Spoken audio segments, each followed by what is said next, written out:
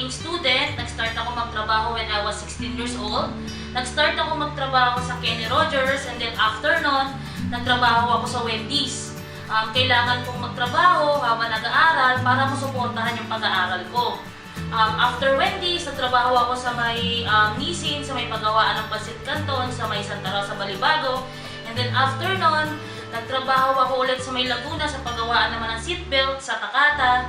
And then after nun, naghanap ulit ako ng trabaho. Nakahanap ako ng isang regular na trabaho sa Allegro Microsystem dito sa Parañaque. Nag-work doon ako as a machine operator. 5 years ako nag-regular employee doon. Pero yung buhay ko, sabi ko parang walang nagbabago.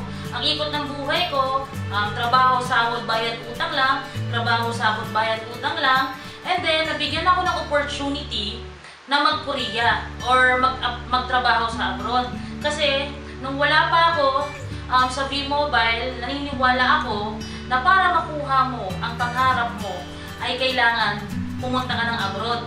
Dahil malaki yung sahod doon. Medyo may kalakihan yung sahod kung compare mo sa factory worker dito sa Pilipinas. Kasi ang sahod ko dito sa Pilipinas, ang factory worker ako, 10 to 12,000 a month. Pero yung nag-Korea ako, sumasahod ako ng 50 to 70,000 a month. Malaking bagay. Pero na-realize ko, yung nasa Korea ako, parang habang lumalaki yung sinasahod ko, lumalaki rin yung ating gastusin. So, kahit papano, after 5 years, may naipon ako, pero hindi pa talaga sapat yung naipon ko doon sa pagiging factory worker. Naman ko yung V-Mobile sa ate ko, that is July 2011. Kakapanganak niya lang yan doon sa aking pamangkin. Bigla siya nag-post sa Facebook. Ang sabi niya, may maganda raw siyang negosyo na papasukin. Ginawa ko si V-Mobile. Nasa Korea pa ako kasi nung sahod, ang oras ng trabaho ko sa Korea is 12 hours a day. So, paano yung 12 hours a day?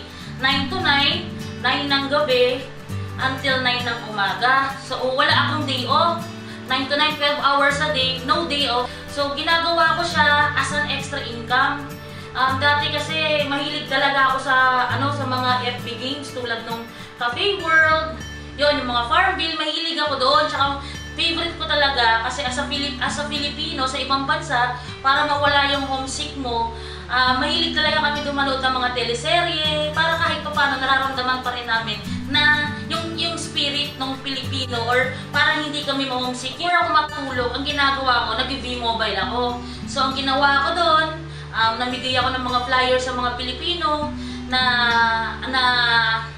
every Sunday nandoon. So namimigay ako ng flyers doon. Maraming hindi pumapansin sa akin, maraming tumatawa, maraming hindi naniniwala, maraming nagdududa na dahil sa business na to. Kaya sabi ko, ito na yung magiging way para makauwi kami. So lahat, sobrang daming negative. So nag-start ako kumausap ng mga taong hindi ko kakilala, which is ngayon yung mga ka-team ko rin sa Korea ngayon. So, una, mahirap talaga sa umpisa. Pero sabi ko nga, mahirap din yung trabaho sa Korea. Kinaya ko. 1 year yun yung pinagdadasal ko kay God before matapos yung kontrata ko. Kasi ayoko talaga maging TNT sa Korea. Sabi ko, Lord, bigyan mo ako ng isang opportunity or isang way na para makauwi ako for good dito sa Pilipinas na hindi na ako magti-TNT. Answered prayers, nakita ko nga yung V-Mobile. So kay God, sabi ko, God, bigyan mo ako ng sign. Pakitain mo ako at least 100,000 after 3 months. So, after 3 months, ang naging result ako sa V-Mobile, hindi lang 100,000 yung binigay niya sa akin. Ang binigay niya po sa akin is 120,000 pesos. Part-time or extra income ginagawa ko sa V-Mobile after ng work using Facebook, 2 to 3 hours a day lang.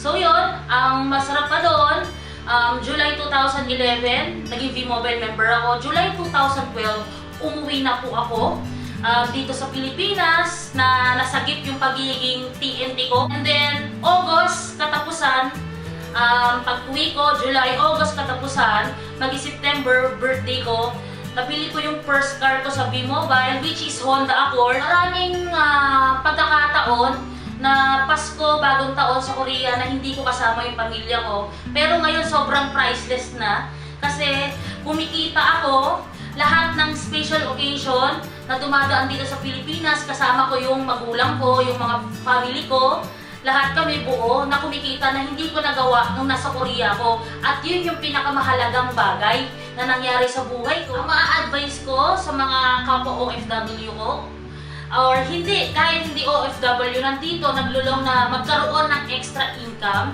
na pagod na sa buhay nila, na tipong trabaho, sahod, bayad, utang na lang ang ikot ng buhay nila. Huwag kang matakot sumubok ng bago.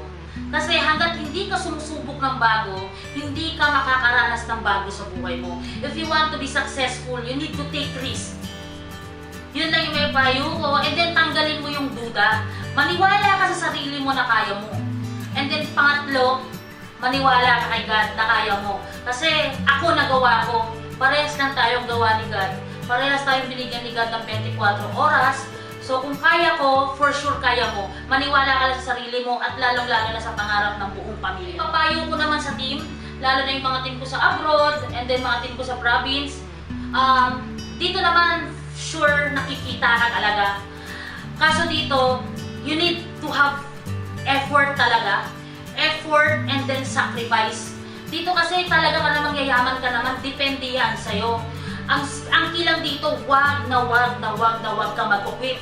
Kahit ano pang hirap, ano pang pagsubok, ano pang negative, ano pang rejections ang ma-encounter mo dito sa business na to, ang importante tumutuloy ka, ang importante naniniwala ka sa sarili mo na kaya mo, naniniwala ka sa pangarap mo na kaya mo maabot. Thank you sa mga members ko na sobra yung kahit hindi kami magkakilala personal, through Facebook lang kami nag-uusap or through Skype lang kami nagkakaroon ng communication. Sobra yung trust na binigay nila sa akin kasi dito kailangan mo talaga magtiwala. Kasi kung hindi mo kaya magtiwala, for sure ang pagyaman hindi mo magagawa dito. So maraming salamat sa team ko na sobrang yung tiwala nila 100% sa akin, sa patuloy na pag-support sa team natin at sa bawat isa sa atin. Higit sa lahat, maraming salamat sa ating mga mentors. Hindi ko na sila isa-isahin, napakadami nila. So lahat sila na nag-support, na i-guide tayo sa business na ito, sa aking family, at sa lahat ng mga taong naniwala sa akin at sa pangarap ko. At higit sa lahat, maraming salamat kay God. Dahil lahat ng nangyari sa buhay ko, lahat ng mga binigay niya sa aking opportunity, lalong-lalo na sa B-Mobile, is lahat yan galing sa Kanya. At wala talagang taus-puso yung pasalamat ko kay God. Kaya ayun, thank you very much.